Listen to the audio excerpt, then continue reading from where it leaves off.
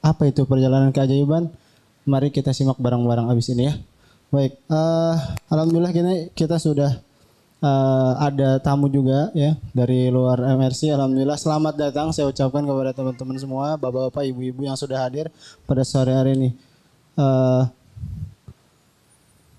kita sudah live ya, Mas? Sudah, Masya Allah.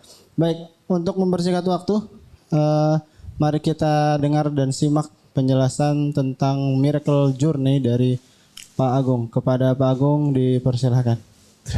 Baik, terima kasih Mas Hans ya, yang MC kita di sore hari ini. Alhamdulillahirrahmanirrahim. Assalamualaikum warahmatullahi wabarakatuh. Wah, banyak juga nih yang hadir. Ya, sekali lagi ya.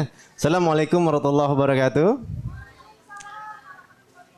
Apa kabar Bapak Ibu hari ini?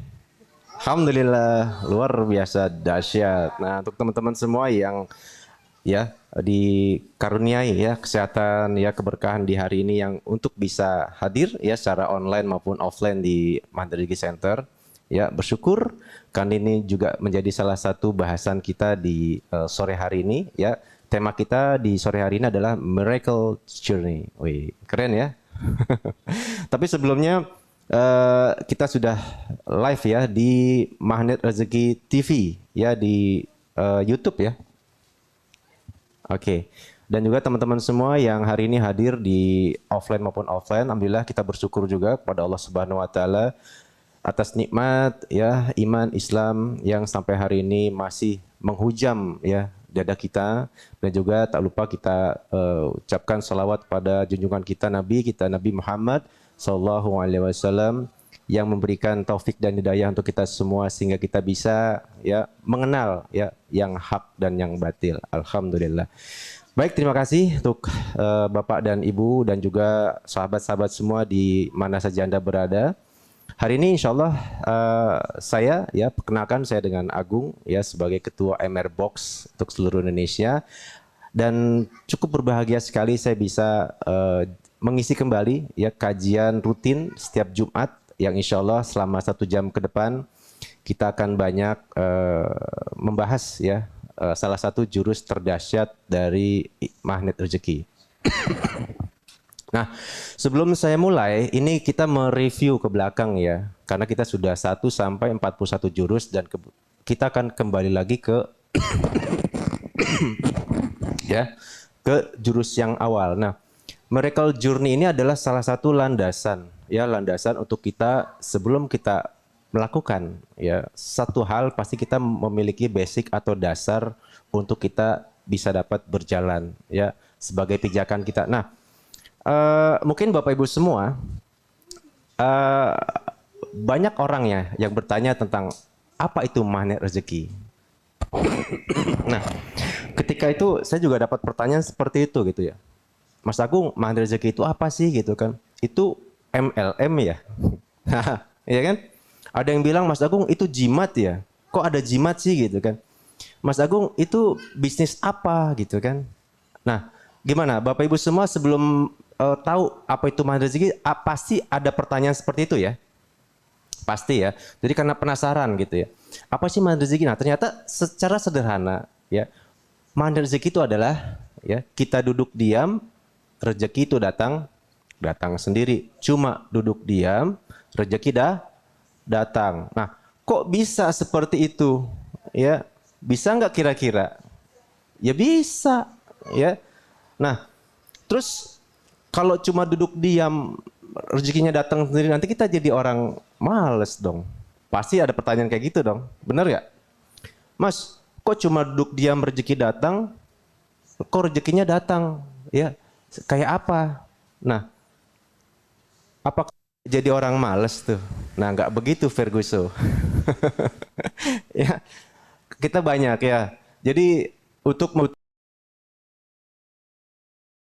nggak serta merta kita ambil ya pada saat kita dibilang rezeki itu cuma duduk diam rezeki datang selesai, enggak juga ya. Nah, jadi tentu nggak begitu ceritanya ya. Jadi kalau duduk diamnya aja ya orang magnet rezeki dapat rezeki berlimpah ruah ya, apalagi kita dengan ikhtiar bekerja dan berkarya. Nah, jadi kita bisa menjadi magnet bagi rezeki.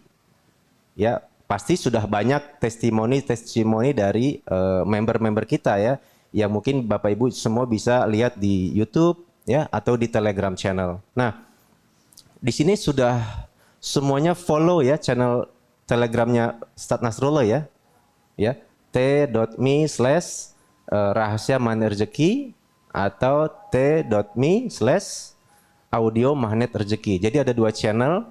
Ya, silahkan nanti teman-teman semua yang ada di YouTube juga untuk memperdalam ya lebih dalam lagi bisa melalui Telegram audio. Jadi audionya nanti bisa diputar lagi. Nah, jadi udah banyak nih member-member yang ngasih testimoni ya, mulai dari ada yang lunas utangnya 5 miliar ya kan, kemudian juga ada yang pergi umroh nggak pakai uang gitu kan kayak saya gini. Alhamdulillah ya. Ada juga yang udah lama jomblo dapat jodoh ya, bahkan dikasih 3 sama Allah langsung, bingung dia milih ya kan, kayak Bu Eri. Nah, Bu Eri ini bingung nih, pada saat jomblonya bertahun-tahun, tiba-tiba pada saat dia menyadari ya konsep keajaiban dalam ilmu magnet rezeki, maka ketika dia sudah mulai menyadari bahwa datanglah keajaiban ke dia, nggak tanggung-tanggung, dikasih 3, silakan pilih Bu Eri mana yang cocok. Akhirnya dia sholat, kemudian dipilihlah 1. Nah, kemudian juga ada yang menggunakan ilmu magnet rezeki ini ya, ketika anaknya membaca sebuah buku yang disodorkan oleh orang tuanya, seketika itu juga ketika dia mempelajari itu ya, Masya Allah ya, nilai IPK-nya, indeks prestasi ya naik gitu kan, jadi grade-nya A gitu ya, IPK-nya 4 kalau nggak salah ya. Nah, ini kan jadi luar biasa. Jadi ilmu magnet rezeki ini bisa dipelajari oleh siapa aja bagi orang yang ingin belajar. Nah, jadi Bapak Ibu semua, kalau misalkan bicara tentang testimoni, silakan nanti bisa masuk ke channel Telegram Rahasia Magnet Rezeki. Nanti itu bisa dipelajari, mulai ada yang lunas utang ya, dapat jodoh, umroh gratis, haji gratis, dapat rumah gratis, mobil gratis. Itu semuanya Allah ya. Nah, member yang memberikan testimoni itu apakah dipaksa? Enggak. Mereka dengan kesadaran sendiri, karena memang telah merasakan keajaiban ya, nikmatnya keajaiban dari belajar ilmu ini, maka dia sampaikan dalam bentuk testimoni, dan ini kita bisa belajar. Kok bisa sih? Saya juga awalnya begitu Bapak Ibu. Kok bisa sih umroh gratis gitu kan? Saya juga nanya, ya Allah, dia udah umroh ya Allah, saya belum nih. Kapan giliran saya ya Allah? Nah, ya alhamdulillah 2020 kemarin saya berangkat gitu. Ya, mewakili ya bukan mewakili ya, menemani ya dari 300 orang itu saya terpilih jadi salah satu tim leadernya. Ya, ada 8 TL. 1 TL itu ada 40 jamaah ya, dan akhirnya saya bisa mengawal. Baru kali pertama umroh jadi TL. Nah, itu saya belajar banyak Bapak Ibu. TL itu tugasnya apa gitu kan. Akhirnya saya lihat di YouTube, di buku dan segala macam. Oh, tugasnya ini. Oke, yang penting bikin para jamaah happy dan bahagia. Kebutuhan dia apa? Kita kawal gitu. Nah, alhamdulillah selesai. Bahkan ada yang nanya, Mas Agung udah berapa kali umroh? Saya baru sekali Pak.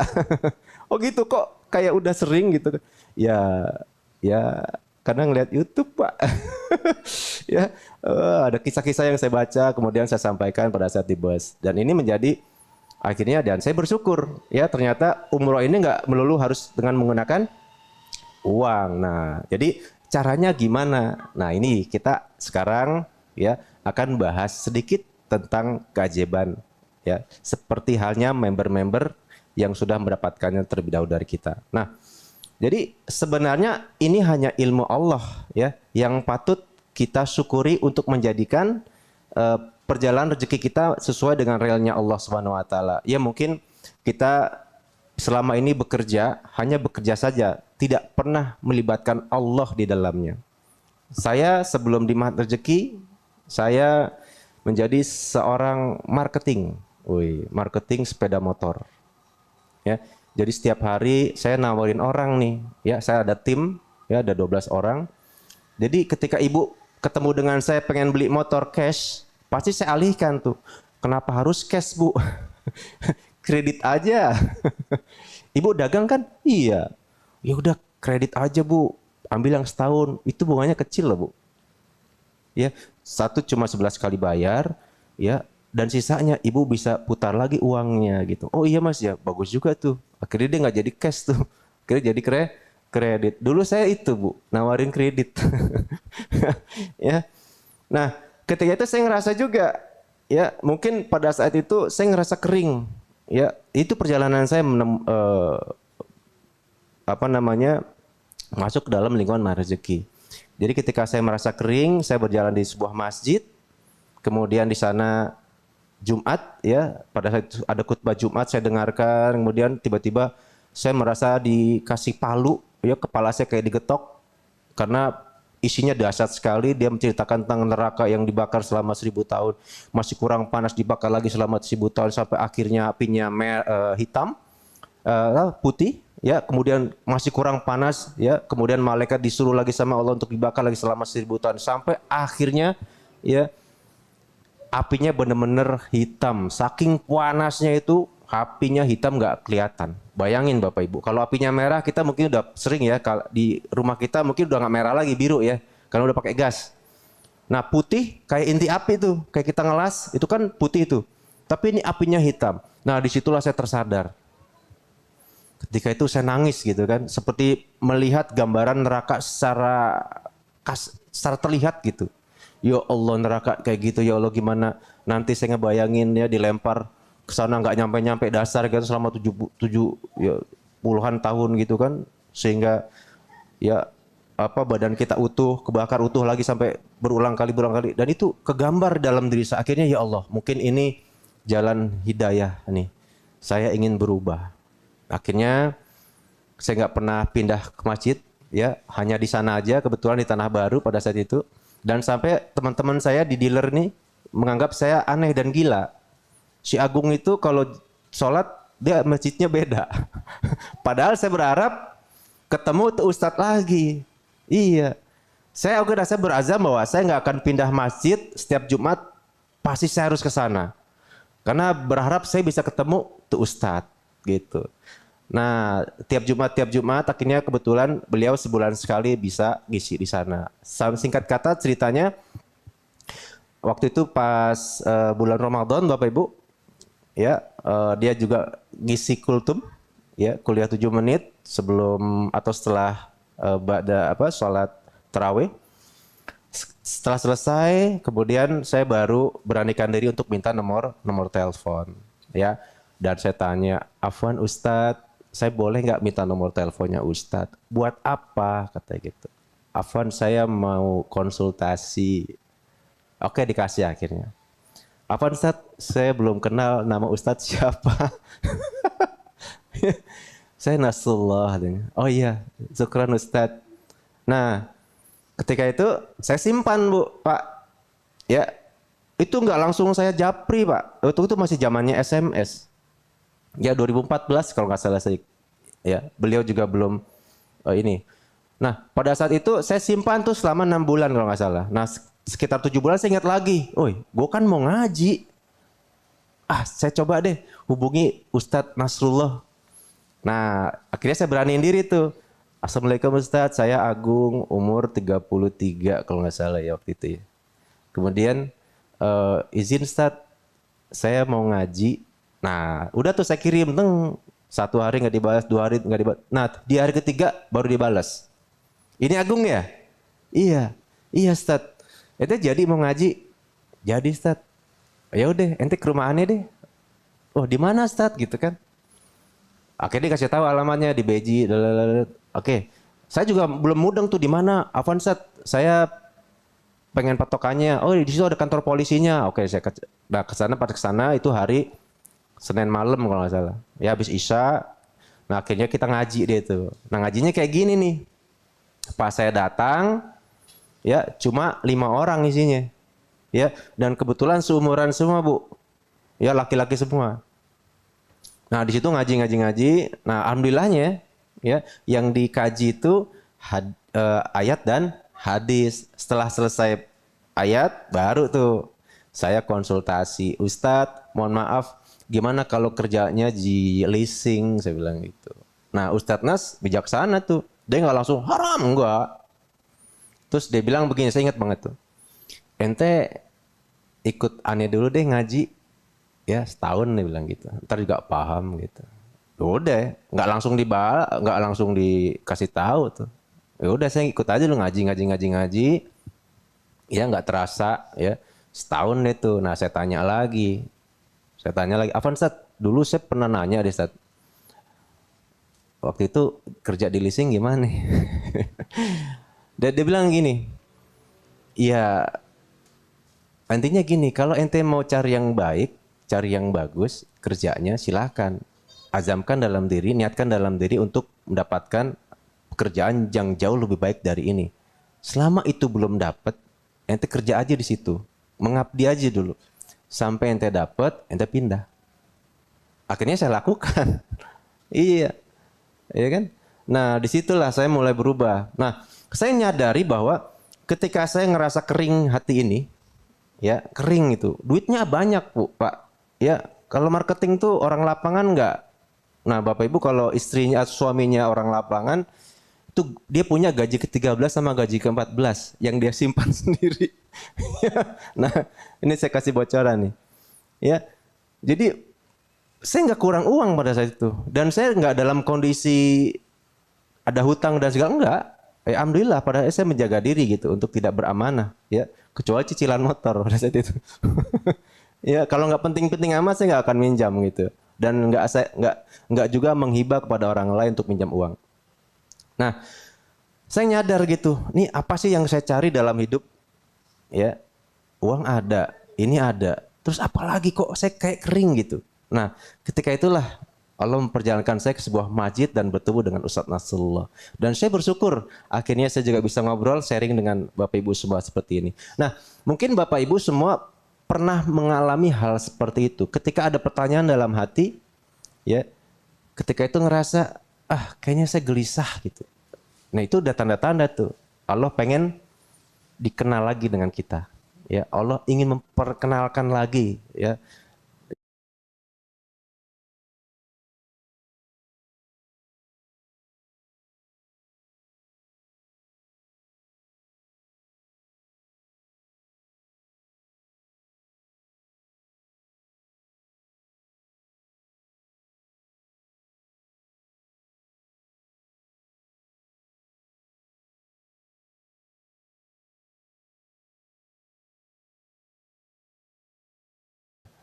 Nah maka jemput hidayah.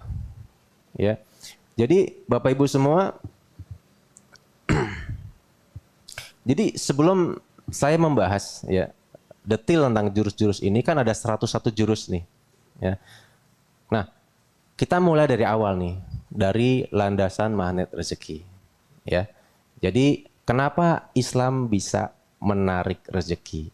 Nah, karena Islam itu agama yang ajaib, ya. Agama yang spesial dan sempurna. Ajaibnya di mana? Ya kita sudah mengimani selama ini, selama hidup kita, ya.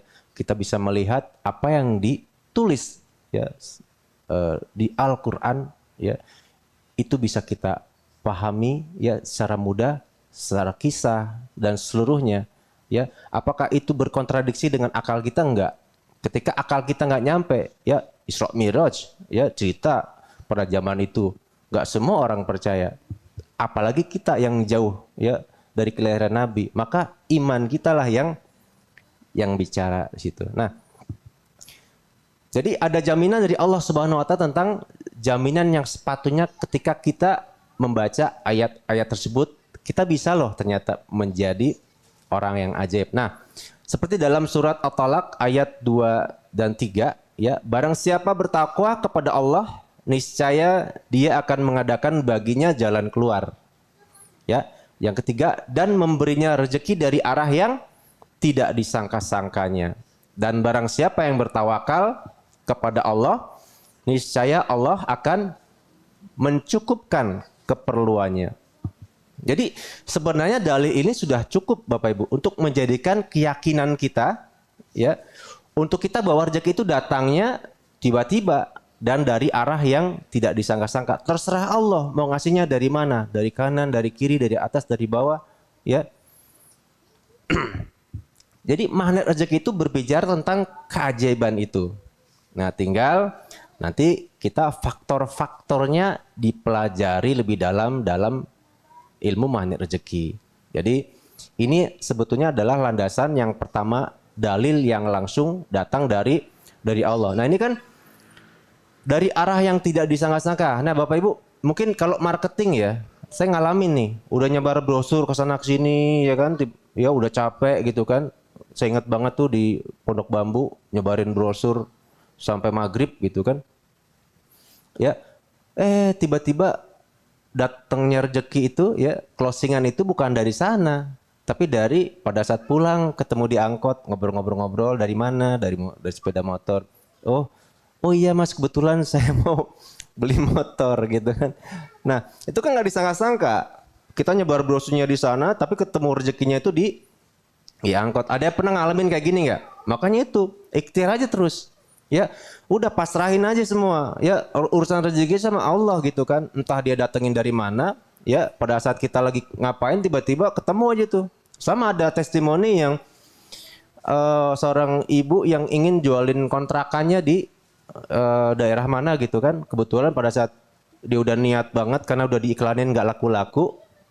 Akhirnya pada saat dia naik angkot, tiba-tiba ngobrol nih ya sama penumpang gitu. Ibu mau kemana gitu kan? Saya mau ke sana gitu kan. Saya lagi bingung mau jual aset kata. Aset apa Bu? Kontrakan gitu. Oh di mana Bu? Kebetulan saya mau nyari kontrakan. Saya mau beli kontrakan gitu kan. Oh kebetulan nih akhirnya udah balik lagi tuh dia ke kontrakannya, dilihat closing di situ. Nah kita kan nggak nyangka. Nah ini maksudnya itu begini nih Bu ya. Kita nggak akan tahu dari mana Allah akan datangin rezeki buat kita. Ya maka ikhtiar itu paling penting sekali. Nah, jadi untuk Bapak Ibu yang masih punya persoalan misalnya ya, yang belum lunas gitu utangnya ya kan, hajatnya yang belum terwujud, cita-citanya yang belum kesampaian, piutang ya yang masih orang-orang yang belum bayar buat kita gitu kan. Kemudian mungkin di sini ada yang baru dipecat tadi pekerjaannya gitu kan. Ada yang belum punya anak, belum dapat jodoh. Iya Yun, Zid nih, iya. Belum dapat jodoh ya kan. Nah, mudah-mudahan tuh ya. Ya. Jadi karena persoalan-persoalan yang kita punya ini sebetulnya ya yang Allah sudah titipkan buat kita ya. Ya Allah pengen kita mengenal lagi ya, mengenal Allah ya. Dalam setiap persoalan itu maka libatkan Allah di situ. Nah, jadi ketika kita punya persoalan, Allah Subhanahu wa taala yang membuat kita itu punya persoalan dan Allah ya ingin kita hanya fokus mencari jawaban pada Allah Subhanahu wa taala.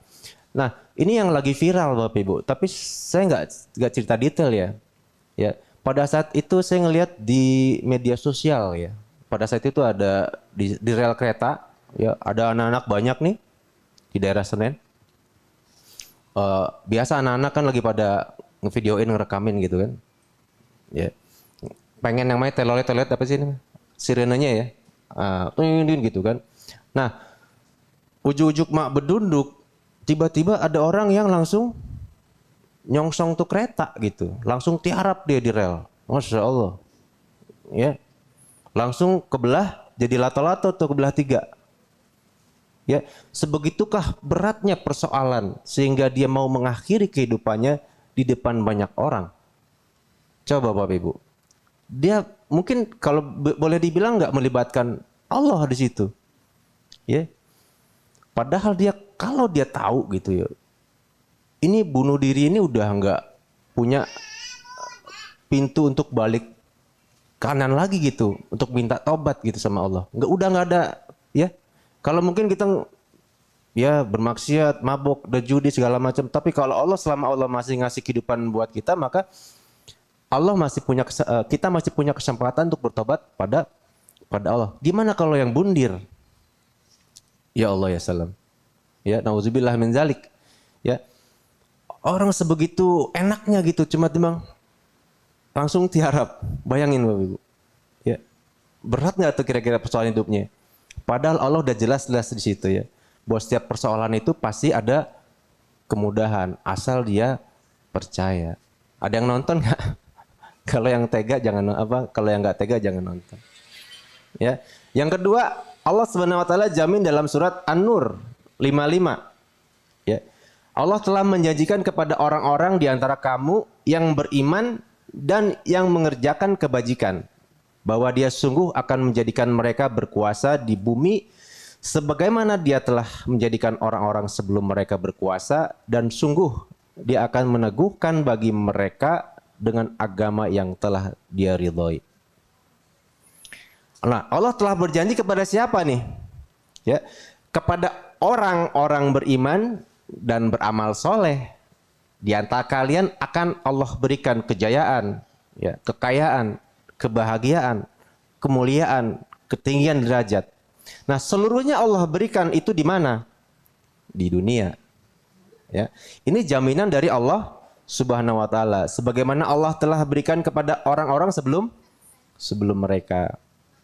Nah, jadi Allah akan ganti dari keadaan mereka takut menjadi aman sentosa. Nah, rasa aman ini jadi rezeki yang luar biasa. Ya, aman ini menjadi salah satu rezeki loh. Ya, rasa aman, rasa tentram di hati. Bayangkan Bapak Ibu. Ya, kalau misalkan kita secara sengaja pada saat kita lagi di museum gitu ya, museum Jakarta, museum gajah gitu kan. Terus tiba-tiba kita mencuri gitu ya. Ya, salah satu artefak berharganya di sana. Kemudian kita bawa pulang. Kira-kira malamnya bisa tidur nggak? Gelisah kan? Tiba-tiba takutnya gitu kan, sisi-sisi ngelihat muka kita terpampang di situ kan? Nah kayak gitu tuh. Kalau ada udah dicabut rasa aman dalam diri kita, kita gelisah terus aja tuh. Nah di sini karena kita soleh, ya bertakwa, maka Allah akan tanamkan ke dada kita rasa aman. Jadi ini adalah jaminan dari Allah Subhanahu wa taala dan jika kita ingin menjadi orang baik, menjadi keluarga yang baik, menjadi komunitas yang baik, ya Allah telah berjanji. Ya, siapa yang dijanjikan Allah Subhanahu wa taala di sini? Ya, orang-orang yang seperti apa? Nah, orang-orang seperti itu, ya, bertakwa, soleh, ya, tidak sombong, rajin menabung, ramah, enggak bermuka. Ya. Nah, dalam Al-Qur'an surat Anbiya ya 105 dan sungguh telah kami tulis dalam Zabur setelah tertulis di dalam Az-Zikr Lauh Mahfuz bahwa bumi ini akan diwarisi oleh hamba-hambaku yang soleh.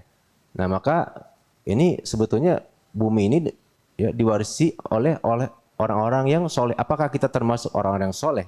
Ya, insya Allah. Ya, mudah-mudahan.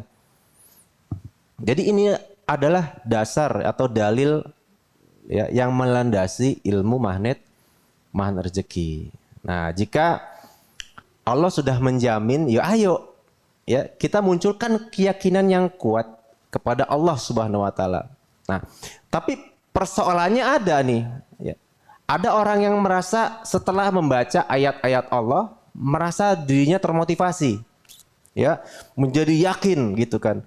Berbahagia bahwa Allah telah menjamin kebaikan rezeki yang berlimpah. Tapi ada orang juga nih yang nggak yakin dengan ayat-ayat itu. Ya, udah baca, masa sih gitu kan. Nah, pertanyaannya seperti ini. Kita ini masuk yang mana, orang yang mana? Ya. Harusnya kita meyakini secara iman bahwa setiap ayat yang Allah sampaikan dalam Al-Qur'an ya, untuk menjadi tujuan hidup kita di sana. Kisah-kisah yang Allah ceritakan di sana ya sebagai penguat gitu kan. Ya, jadi kalau kita ya menganggap ayat-ayat itu seperti ayat yang biasa, maka ya udah, ya memang ayat itu jadi biasa aja gitu kan, nggak ada efek apa-apa gitu kan.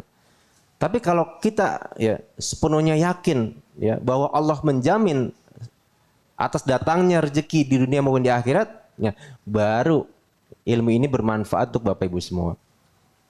Nah jadi yakini dulu ya sepenuhnya bahwa Allah menjamin hidup kita, menjamin rezeki berlimpah untuk kita semua. Nah, jadi dalam buku fikih ekonomi Umar nih, ya disebutkan bahwa Umar ketika meninggal dunia dia memiliki 70.000 kebun pertanian. Jika dikali pendapatan penghasilan itu adalah 250 miliar per bulan. Kalau di per tahun itu sekitar 2,7 triliun. Bayangin Bapak Ibu. Itu uang banyak nggak? Banyak ya? Saya belum kebayang tuh 280 miliar setiap bulan gitu kan. Nah, ini kan sebuah angka yang luar biasa, benar kan? Sampai sekarang pun menjadi angka yang luar biasa, gitu. Bukan kaleng-kaleng nih sahabat Nabi Umar nih, ya. Karena kekayaan yang luar biasa itulah akhirnya Romawi, Persia dan dunia sekitarnya tunduk pada Islam. Karena memang perjuangan itu butuh juga yang namanya ini, ya, butuh harta, ya. Berapa banyak sahabat-sahabat Nabi ya yang kaya raya dan itu membantu perjuangan, sangat-sangat membantu perjuangan Rasulullah pada saat itu. Ya, dia sumbangkan hartanya ya sampai tidak tersisa ya, bahkan pada saat hijrah itu mereka meninggalkan semua yang dimiliki di Mekah ya, karena dia meyakini bahwa Allah akan mengganti ya. Insya Allah akhirnya terbukti. Nah, jadi kalau sekarang apa yang terjadi Bapak Ibu? Ya, bukan karena Allah nggak mau ngasih rezeki kepada kita nih, bukan karena Islam udah tidak ada gitu, tapi mungkin karena tingkat keyakinannya, ya level keyakinan kita kepada agama kita lah yang masih belum sempurna. Nah, jadi ilmu magnet rezeki ini menggali ya lebih dalam lagi tentang bagaimana kita mencari dan menarik rezeki dengan cara Allah. Duduk diam rezeki datang sendiri. Oke, jadi seberapa banyak gitu kan, ya sebanyak yang Anda mau gitu rezekinya, sampai Anda akan merasakan rezeki Allah itu amat sangat berlimpah ruah, sampai Bapak Ibu semua mengatakan cukup ya Allah, ya rezekimu sudah teramat banyak untukku. Akhirnya sampai kayak gitunya, sampai ya Allah cukup ya Allah, ini rumah udah nggak muat ya Allah sama uang. Ya Allah ini udah nggak cukup ya Allah, ini tanah saya udah lebar, udah luas, anak saya cuma 3. Ya, ini juga udah nggak habis 7 turunan. Nah, ya kasihan kan turunan ke-8 kan? Nggak kebagian nanti. Ya. Nah, jadi kita akan kayak begitu Bapak Ibu semua. Jadi sebelum kita lanjut ya dalam materi berikutnya, ada beberapa pertanyaan yang Bapak Ibu harus jawab nih. Ya, siap ya? Nah, jadi dapat Emer Gold. Gimana yang di TikTok? Sehat semua? Nah, pertanyaan pertama, apakah Bapak Ibu percaya ya bahwa agama Allah akan berikan rezeki yang berlimpah untuk Anda semua? Ya. Percaya nggak nih? Apakah ayat-ayat yang kita bacakan tadi adalah sebuah keyakinan? Percaya dong? Ya. Kalau percaya kita lanjut nih. Kalau nggak percaya kita pulang. Kalau belum percaya masih belum masuk materinya nih. Nah, pertanyaan kedua. Berapa persen kepercayaan Bapak Ibu semua? Kalau cuma 50%, berarti materinya belum nyampe sama Bapak Ibu semua. Ya. Apalagi baru cuma 70%. Berarti materi yang tadi kita sampaikan belum bermanfaat untuk Bapak Ibu semua. Nah, sekarang ya harus 100% Bapak Ibu level keyakinannya. Jadi kalau mau dapetin keajaiban itu datang ke dalam diri kita, maka level keyakinannya harus 100%. Ya. Sekarang siapa yang sudah level keyakinannya 100%, katakan saya. Segitu doang. Mana suaranya? Ya. Jadi kalau udah 100%, maka bismillah ya. Kita akan selesaikan persoalan kehidupan ya kita semua dengan menggunakan ilmu magnet rezeki, ilmu yang dahsyat ini. Dahsyat. Jadi sekarang saya mau nanya lagi, apakah Bapak Ibu percaya dengan keajaiban? Ya? Percaya? Apa ada keajaiban? Banyak. Sekarang saya nanya, apa sih keajaiban itu? Hah? Jadi keajaiban itu adalah sesuatu yang sangat kita inginkan, ya, yang bagus, yang sempurna, yang tiba-tiba datang, ujuk-ujuk mak bedunduk, ya, nggak diundang pulang tak diantar tiba-tiba nongol, ya. Jadi tiba-tiba datang. Nah, pada kehidupan kita tanpa perhitungan. Nah, jadi keajaiban itu nggak pakai perhitungan, Bu. Nggak pakai kalkulatornya manusia. Nggak pakai logika lagi. Tiba-tiba aja datang dalam kehidupan kita. Dan sekarang, Anda percaya nggak dengan keajaiban? Percaya ya? Masya Allah. Jadi, mahar rezeki itu adalah sebuah ilmu dalam ranah keajaiban. Ya, jika Anda percaya, maka Anda dapat keajaiban. Kalau nggak percaya, nggak dapat apa-apa. Oke? Sampai di sini paham? Apakah saya menjelaskannya terburu-buru? Nggak ya? Bisa diikutin semua ya? Oke. Nah, kata kakek saya, Albert Einstein, ya, ada dua pola hidup. Ya. Yang pertama adalah menganggap tidak ada keajaiban dalam kehidupan. Ya, jadi yang pertama menganggap tidak ada keajaiban dalam kehidupan. Tapi yang kedua adalah menganggap seluruh kehidupan adalah keajaiban. Nah, saya sependapat ya dengan pendapat yang kedua bahwa ya kita hidup itu semuanya adalah keajaiban, mulai dari kita bangun tidur sampai pergi tidur. Kita bangun tidur aja udah ajaib, Bu. Alhamdulillah kita bersyukur kita masih dikasih nyawa lagi kan. Nyawa kita dibalikin lagi tuh sama Allah. Ya untuk kita kembali beraktivitas. Sekarang pun ini juga bagian dari keajaiban. Bapak Ibu bisa datang ke sini bertemu dengan kita. Baik yang online maupun offline. Ya ini juga bagian dari keajaiban. Yang datang dari Allah Subhanahu wa Ta'ala. Jadi kalau keajaiban itu udah hadir dalam diri kita, maka nikmati. Dan kita ingat-ingat kembali, kok bisa datang nih keajaiban buat kita nih. Apa sih yang saya lakukan? Ya, amalan apa sih yang membuat Allah ini memberikan saya keajaiban? Maka itu diulang-ulang lagi. Nah, ketika kita sudah nggak ada keajaiban, maka mikir lagi tuh, ya Allah kok kehidupan saya belum ajaib ya? Apa nih yang masih ada? Ya, dosa apa lagi yang masih tersisa di dalam diri saya sehingga keajaiban itu kok nggak datang-datang kepada. Padahal saya sudah yakin dengan keajaiban-Mu ya Allah. Nah, akhirnya kita muhasabah terus. Nah, pertanyaan kedua nih, untuk apa kisah-kisah ajaib dalam Al-Quran? Dipraktekkan kan? Jadi ketika Nabi Musa membelah lautan, ya, Nabi Daud membengkokkan besi, Nabi Ibrahim tahan dari api, Nabi Isa menghidupkan orang mati, kemudian Nabi Muhammad mengeluarkan susu dari jari ibu jarinya, bahkan sampai membelah bulan. Nah, kalau tadi bicara tentang case orang membelah diri di rel kereta itu, ya, kalau dia mungkin membaca kisah Nabi Musa, ya, bagaimana nyawa kaum Nabi Musa itu sudah di ujung lautan, ya, tapi tetap kan Allah kasih jalan keluar, benar nggak? Benar kan?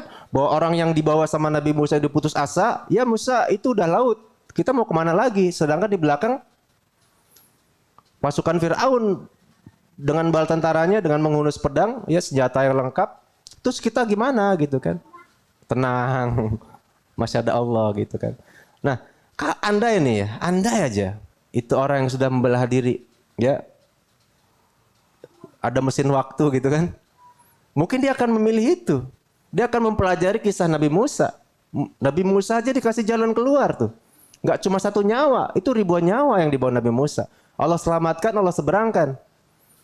Dan azab menanti untuk kaum Fir'aun dan bala tentaranya. Dibalik tuh, yang tadinya ngejar, akhirnya sekarang dikepung sama laut. Nabi Daud, ya pada saat mau berperang ya dengan sebuah kaum yang canggih peralatan senjatanya dan dia nggak ada senjata apa-apa, Allah berikan ya mukjizat, ya bisa melunakkan besi. Kemudian juga Nabi Ibrahim, ya atas ketauhidan yang luar biasa, ya dia rela dibakar. Kemudian Nabi Isa menghidupkan orang mati karena orang-orang nggak percaya atas kenabiannya. Kemudian Nabi Muhammad SAW ya mengeluarkan susu dari jemarinya bahkan membelah bulan untuk meyakinkan ya orang untuk bertauhid kepada Allah Subhanahu wa taala. Nah, jadi bagi sebagian orang mengatakan ini adalah dongeng, kisah dongeng sama kayak orang ateis. Saya masuk dalam sebuah grup filsafat. Di sana isinya kebanyakan begitu, menganggap bahwa semua yang ada dalam Al-Qur'an itu adalah dongeng. Nggak masuk logika. Ya memang nggak bisa masuk logika. Kalau memang mereka nggak bicara tentang iman, nggak akan nyampe otaknya. Ya, maka karena mereka berkalam dengan akal gitu, nggak nyampe. Nah, jadi bagi sebagian orang mengatakan ini adalah kisah dongeng, tapi bagi kita orang Muslim mempercayai dan mengimani ya bahwa keajaiban itu memang terjadi pada Nabi dan Rasul. Nah, sekarang pertanyaannya, untuk apa kisah ini diceritakan pada kita? Ya, untuk apa? Dipraktekkan. Ya, mungkin Bapak Ibu semua bisa menjawab tadi. Ya, sebelum dipraktekkan bahwa menambah keimanan. Ya, karena isinya kan dongeng tuh menurut orang lain gitu kan. Tapi ketika kisah itu diceritakan kepada kita, apakah itu menjadi dongeng saja?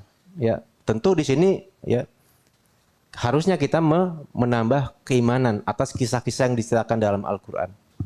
Nah, kita menambah keimanan, keyakinan, kemudian menjadi bukti kenabian ya para nabi yang sudah diceritakan dalam Al-Qur'an. Nah, setelah itu apa? Apakah cuma menjadi sekedar menjadi bukti? Apakah hanya sekedar menambah keimanan? Ya. Nah, untuk apa kisah dalam Al-Qur'an yuk semuanya sama-sama yuk. Untuk apa kisah dalam Al-Qur'an untuk apa Oke, untuk dipraktekkan. Nah, analoginya seperti buku resep. Ya, kalau resep misalnya mau goreng telur gitu kan. Nah, berarti kan kalau dalam buku resep itu siapkan wajan, kemudian siapkan minyak goreng secukupnya. Kemudian setelah agak panas, masukkan bawang putih. Ya, setelah harum baru dicelupin kasih telur mata sapi, ya, bolak-balik goreng selama 5 menit kemudian tiriskan. Nah, itu kan resep. Nah, jadi untuk apa buku resep?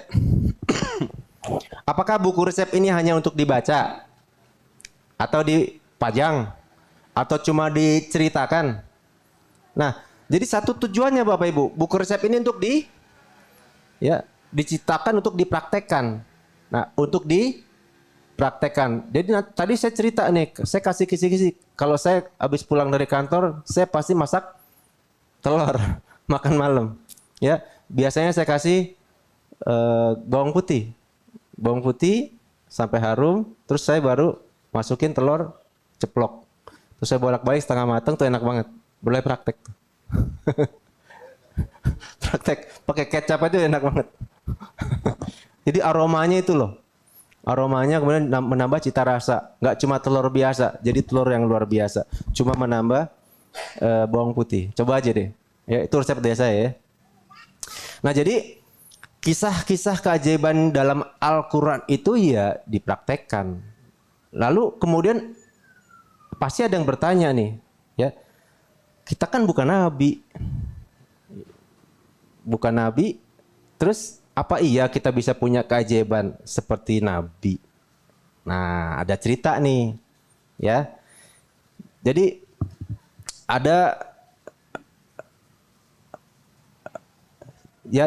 saya akan cerita sedikit tentang beberapa kisah yang menjadi landasan ya ilmu magnet rezeki. Nah, jadi ilmu magnet rezeki ini adalah ilmu yang ajaib, cuma duduk diam rezekinya datang. Jadi misalkan kita berpikir, ya Allah saya ingin keliling dunia, ya Allah saya pengen keliling dunia, insya Allah bisa keliling dunia dengan ilmu magnet rezeki. Ya, amin. Ya, di sini siapa yang udah pernah keliling dunia fantasi? Saya sudah keliling Indonesia, Bu. Ya, cuma 1 jam saya bisa keliling Indonesia ke Taman Mini. Iya, Taman Mini. Silahkan. Ya, LOP-nya keliling dunia, tapi nyangsangnya di kota wisata. Ya, ada yang udah pernah ke kota wisata? Nah, ya Allah gitu kan, saya ingin pergi umroh nggak perlu pakai uang gitu kan. Banyak tuh yang kayak gitu. Ya termasuk saya, alhamdulillah. Ya. Jadi uang itu sebetulnya bukan segalanya gitu ya. Tapi memang segalanya butuh uang. Tapi kalau Allah udah berkata kun fayakun maka berangkat gitu ya. Nggak ada yang bisa nahan. Ya. Nah jadi ketika kita ingin apa misalnya, keinginan kita kan banyak nih.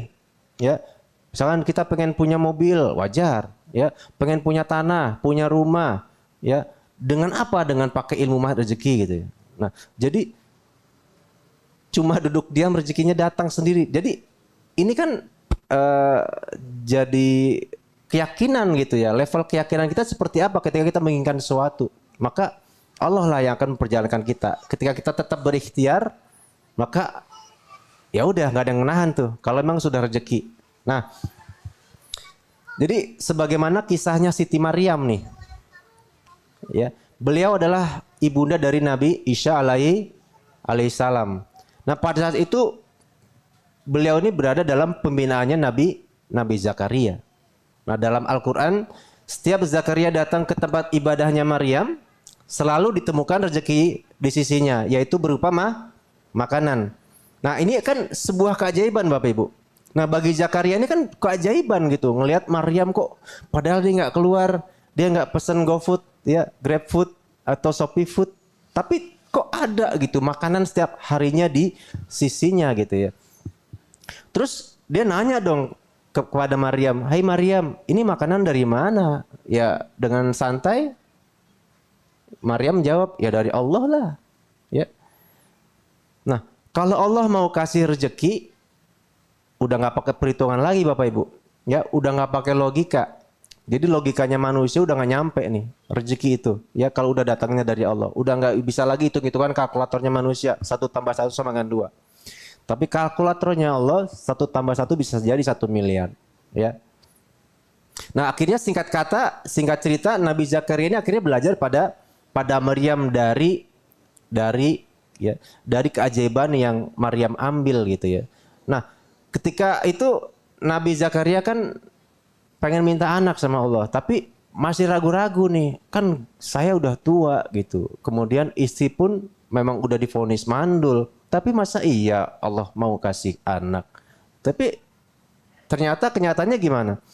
Ya, akhirnya Nabi Zakaria mendapatkan anak, ya, namanya Nabi Yahya alaihi salam. Nah, pertanyaannya Bapak Ibu, untuk apa kisah ini diceritakan? Ya, untuk apa Nah, jadi mungkin ada yang bertanya lagi nih, kita kan bukan keluarga Nabi. Nah, ada lagi nih satu kisah yang luar biasa nih. Ya, ada kisah keajaiban yang datang dari hamba Allah, namanya Asif bin Barkhia. Ada yang bilang Asif bin Barkhia.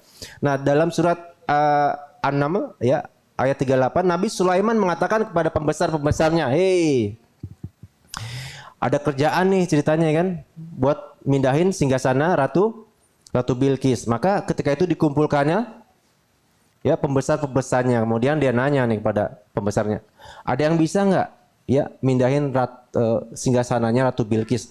Dia mungkin dari Aceh ke Jakarta gitu." Ya, Lalu kemudian siapa yang bisa memindahkannya ya? Nabi Sulaiman bertanya kepada pembesar-pembesarnya, siapa yang bisa memindahkan ya singgasana Ratu Bilqis? Lalu Ifrit ya, ini sakti nih. Ya, dia menjawab, "Aku akan memindahkannya sebelum engkau berdiri dari tempat dudukmu," kata Ifrit. Ya, kata Nabi Sulaiman, "Oh, keren. Tapi ada lagi nggak yang bisa lebih cepat dari itu gitu ya? Itu kan kelamaan ya. Dari tempat duduk mau berdiri itu butuh waktu sekitar 3 menit mungkin ya."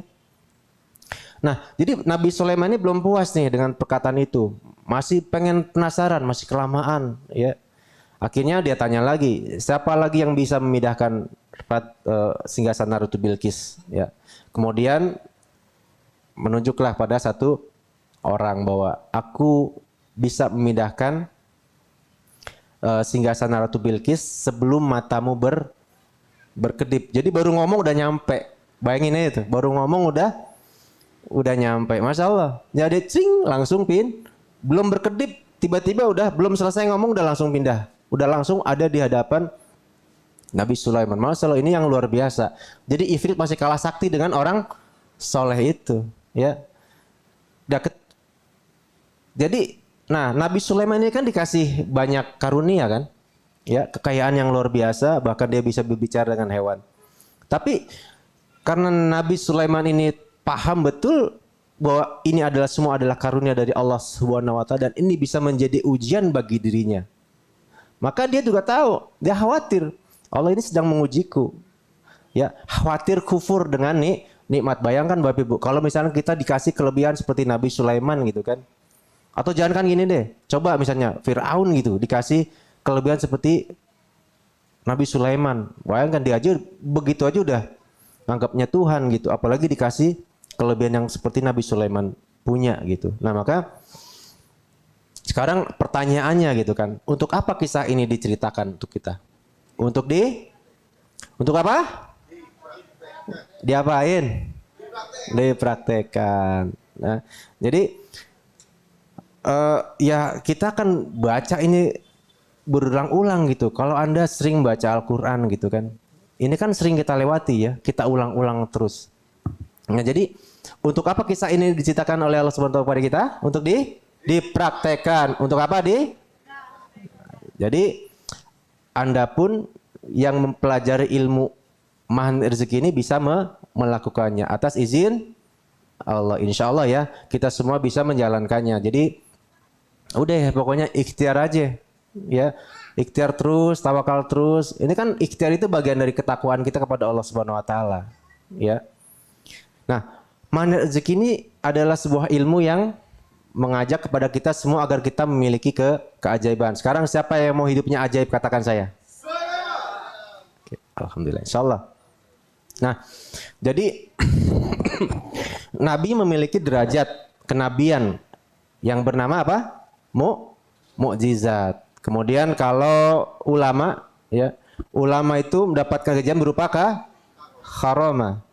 Nah, kalau manusia biasa seperti kita, ya, nama keajaibannya adalah mauna. Maka itulah yang akan kita fokuskan, ya, pertolongan Allah berupa mauna dari semua persoalan kesulitan kehidupan kita. Maka kita minta yuk sama-sama, mudah-mudahan ya kita semua mendapatkan maunah, pertolongan Allah Subhanahu wa taala. Amin ya Allah ya rabbal alamin. Nah, jadi kalau misalkan kita masih dalam keadaan nggak muda, ya, masih punya utang, ya, amanah, ya.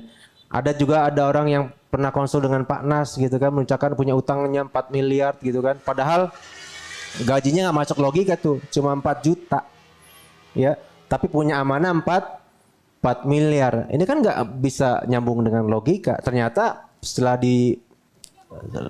punya selidik, ya, dia ikut money game gitu kan, wajar, ya, downline-nya ngejar. Pada saat atasnya itu collab, maka yang bawahnya juga ikut runtuh kan, bingung tuh mau ngembaliin duitnya kayak gimana kan. Akhirnya kena deh tuh amanah 4 miliar, gajinya 4 juta, punya amanah 4 miliar. Kira-kira berapa lama tuh kalau dalam pakai ilmu logika tuh? Berapa lama lunasnya 4 miliar? Bisa 83 tahun. Ya, 83 tahun tuh. Kayaknya nggak nyampe panjang umur ini. Nggak nyampe selesai tuh masih ada amanah tuh. Ya. Jadi kalau pakai logika berapa lama tadi kan? Ya, 1000 bulan. Ya. 88 tahun ya baru beres tuh amanah yang 4 miliar. Nah, sekarang kan kita perlu tuh, kalau kita udah kepentok kayak gitu, kita perlu tuh yang namanya maunah tuh. Jadi orang yang tadi membelah di rel kereta itu sebetulnya perlu maunah. Perlu pertolongannya Allah. Kalau dia menyadari bahwa segala sesuatunya itu atas izin Allah, setiap persoalan pasti ada yang namanya jalan keluar, maka bismillah. Ya. Semua orang pasti punya persoalan. Saya juga pernah punya persoalan, sering, ya. Ketika saya skip terus persoalan saya 3 bulan nggak bisa tidur misalnya. Ketika udahlah ini kayaknya perlu dihadapi, udah datengin, selesai dalam waktu 10 menit, dan itu udah nggak jadi persoalan lagi buat saya. Ketika persoalan itu kita hadapi, maka selesai, jangan ditinggalin, harus cari solusi, bukan malah pergi. Nah, jadi jadi kalau kita kan butuh keajaiban ya. Kalau misalnya bisa nggak keajaiban itu datang kepada kita? Ya, bisa kan? Ya Bismillah, Insya Allah ya. Bisa asalkan kita percaya. Yakin nggak datangnya keajaiban? Kalau nggak percaya pasti nggak akan bisa. Percaya saya. Ya. Kalau misalnya kita yakin kita udah setengah nggak percaya gitu. Ah iya masa iya gue bisa keluar dari persoalan ini? Nggak mungkin. Ya benar nggak mungkin. Tapi kalau misalnya Bismillah ya Allah, atas izinmu aku bisa keluar dari persoalan ini, ya udah selesai. Berapa kali saya mendapatkan persoalan-persoalan yang menurut saya berat gitu, tapi hadapi aja udah Bismillah ya.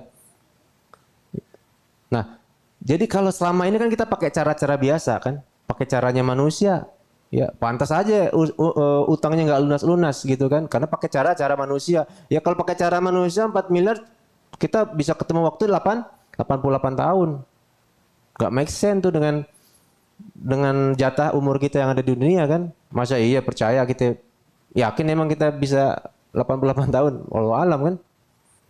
Padahal utang harus dibayar di dunia. Nah, jadi kalau pakai cara asbab ya, hukum sebab akibat, padahal Al-Qur'an sudah mengajak kepada kita semua untuk lebih dasar daripada itu semua. Jadi kalau udah pakai hukum sebab akibat udah pokoknya kita perlu maunah deh. Kalau misalkan kita masih punya persoalan-persoalan yang cukup nggak ringan gitu, udah serahin aja semua sama Allah. Ya, Pak Nas bisa selesai dalam waktu yang cepat ya 21 miliar. Ya, Pak Mujahid 300 miliar, lebih mahal lagi, lebih gede lagi tuh. Ya. Nah, ini kan semua pasti punya persoalan. Nah, mungkin levelnya aja ya. Apakah level 1 sampai 10. Nah, ya pokoknya mau level 1 sampai 10 kalau persoalan itu nggak dikelola dengan baik, itu bisa jadi gede deh. Ya, nggak. Ya kita punya persoalan maka kita hadapi. Kalau kita punya amanah, mohon sama Allah untuk bisa menyelesaikan secara cepat, gitu. Jadi Allah ini sebenarnya udah berikan bukti-bukti maunah, ya. Allah berikan pertolongan itu, misalkan contoh yang paling mungkin kita sudah pernah ngelihat YouTube-nya ya, ada orang yang selamat dari tsunami, ya satu keluarga, ya bisa di pinggir pantai dia mau sholat maghrib, tiba-tiba ya setelah gempa itu tsunami naik, dia menyapu semuanya ya, 3 orang, suaminya, anaknya, dan istrinya itu semuanya terpisah. Dan Masya Allah ya, pada saat di tengah lautan si ibu ini ingat dengan zikir Al-Malikul, dia zikiran aja, tiba-tiba surut, dia ke pinggir, tiba-tiba ada yang neriakin mama. Masya Allah, ternyata anak dan suaminya selamat. Mas, ini kan keajaiban yang luar biasa Bapak Ibu. Nah, untuk apa Allah menyelamatkan itu semua gitu kan? Agar kita yakin, ya ini jadi testimoni yang memang terjadi bahwa Allah itu memberikan pertolongan pada siapa yang Dia kehendaki. Dan untuk apa? Untuk kita bisa belajar bahwa Allah akan bantu kita di setiap kondisi apapun dan bagaimanapun. Ya. Jadi ilmu rezeki ini adalah ilmu yang menjadikan kita semua mampu mendapatkan keajaiban dari Allah Subhanahu wa taala. Jadi bukan kita yang menciptakan keajaiban, bukan, ya. Jadi kita hanya memesan keajaiban, ya. Jadi kita bukan menciptakan keajaiban, tapi kita memesan keajaiban. Caranya gimana tadi? Ya, jadi orang soleh, ya, takwa kepada Allah Subhanahu wa taala, tetap berikhtiar banyak-banyak, husnuzan billah, ya. Setiap persoalan kita hadapi dengan Allah ya, dengan libatkan Allah semua gitu kan. Yakin deh, persoalan apapun, seberat apapun, jangan sampai kita ketika kita mendapatkan persoalan, ini kayaknya berat gitu, akhirnya bundir gitu ya, membelah diri di rel. Nauzubillah min zalik. Itu Bu, kalau itu sampai kejadian, nauzubillah. Ya, kita udah gak punya jalan kembali lagi untuk kita bisa tobat. Makanya ini hati-hati ya. Jadi kita tuh cuma pemesan keajaiban. Nah, gimana caranya gitu kan? Ada caranya Bu, ya. Jadi ada cara kita bisa mendapat keajaiban dari Allah SWT. Caranya seperti apa? Ya, belajar lagi ilmu man rezeki dari 1 sampai 41 jurus. Silakan nanti dipelajari. Nanti kalau ada SHMR ya, seminar hibrid man rezeki, silakan ikut. Disambung lagi di THMR ya, training hibrid man rezeki. Itu dibahas lebih dalam lagi. Kita ada praktek garpu tala. Karena keajaiban ini harus kita jemput dengan ilmu tentu ya. Jadi mungkin kita semua pasti sudah mengalami ya pernah merasakan keajaiban itu sebelum ikut ilmu MR. Nah sekarang kita sudah bukukan gitu ya. Oh maksudnya ini dulu. Pantas nih saya pernah ngalamin nih pengen bakso tiba-tiba pas di rumah saya pulang ada bakso gitu kan. Pas saya pengen rumah tiba-tiba kantor ngasih keringanan nih gitu kan. Ya tanpa DP, tanpa angsuran, tanpa cicilan. Tinggal masukin gitu. Why not gitu kan. Tiba-tiba lagi ngelihat mobil warna putih CR-V, tiba-tiba bos, ente nggak punya mobil ya? Nih, pakai mobilnya saya, pakai aja. Nggak apa-apa, walaupun cuma dipakai, suruh pakai doang kan. Pada beli kan, pada ngerental, walau alam kan. Jadi ya kita cuma memesan keajaiban aja. Jadi bagaimana datangnya keajaiban itu kita mempersiapkan diri, memantaskan diri. Jadi misalnya kalau Bapak Ibu, kalau ngukur ya rezeki itu nggak bisa diukur Bapak Ibu. Ya, misalkan gini, saya keliling-keliling ini cuma dapat air aqua gitu, selama seharian full gitu. Saya namu cuma biasanya dapat ratusan ribu sampai jutaan gitu kan. Nah hari itu cuma dapat gelas satu air mineral ya, segelas aqua gitu.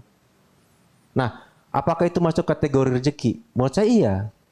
Tapi kalau saya ngukur rezeki itu, tapi kan kadang juga kita nggak nganggap itu rezeki gitu kan.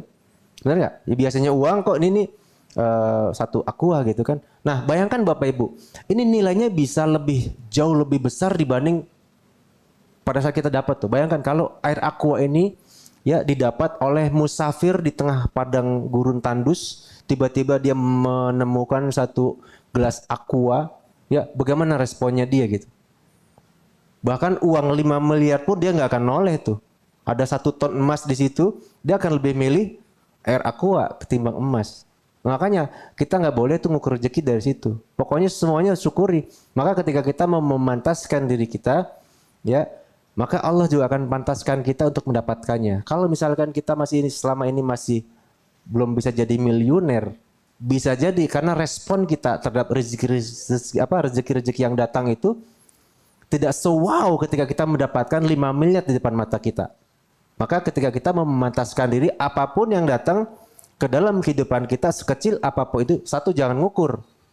Kedua responnya luar biasa aja. Ya Allah, alhamdulillah kau berikan aku hari ini air aqua dan roti, ya roti boy. Nah ini udah bagian dari luar biasa. Udah syukuri aja seperti seolah-olah kita mendapatkan 5 miliar di depan mata kita hari ini. Insya Allah tuh. Jadi kalau misalnya kita merasa ekonomi kita belum maksimal ya mungkin ada satu hal saya juga ya menasihati diri saya juga ya. Mungkin bisa jadi respon kita terhadap rezeki kita yang selama ini kita dapatkan belum sepatutnya ya kita memberikan yang luar biasa kepada Allah Subhanahu wa taala. Ya bisa jadi kadang-kadang kita menyepelekan apa yang datang pada diri kita. Ya mudah-mudahan sore hari ini bisa mendapatkan manfaat ya kajian yang sudah kita dengarkan sama-sama. Untuk teman-teman yang di YouTube dan juga di TikTok mudah-mudahan bermanfaat ya, dan mudah-mudahan ya kita bisa menjadikan satu ilmu ini menjadi sesuatu yang bermanfaat untuk kita semua ya, untuk kehidupan kita yang jauh lebih baik lagi dan mengubah mindset kita atas rezeki yang datang, karena harus yakin dulu keajaiban itu akan datang pada kita. Kalau nggak yakin nggak akan datang ya. Baik, terima kasih. Mudah-mudahan sore hari ini bermanfaat untuk Bapak Ibu semua, karena sudah sore ya, 5:30 nggak terasa. Saya mohon izin ya undur diri dari hadapan Bapak Ibu semua. Mudah-mudahan bermanfaat ya. Wabillahi taufiq wal hidayah. Assalamualaikum warahmatullahi wabarakatuh.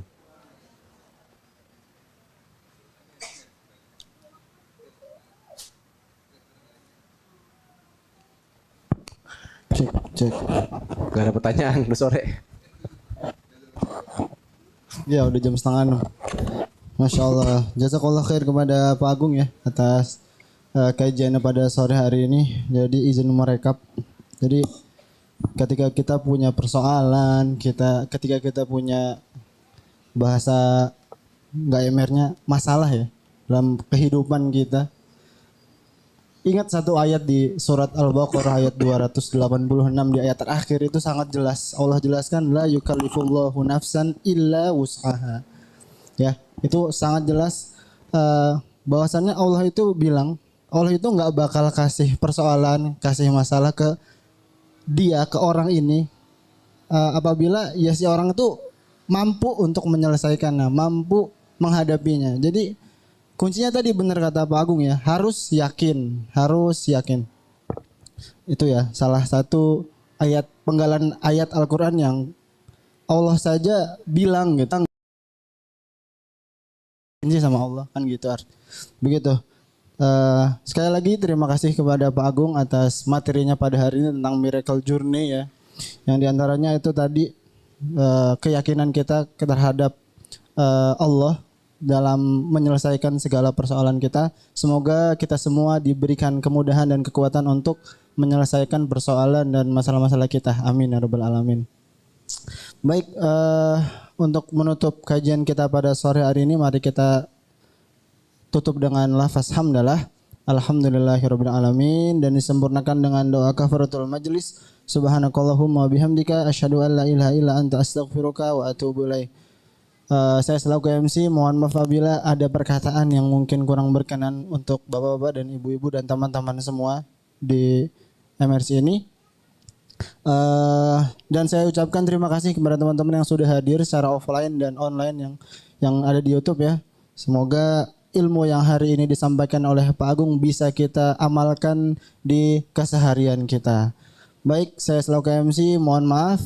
Dan saya tutup wassalamualaikum warahmatullahi wabarakatuh.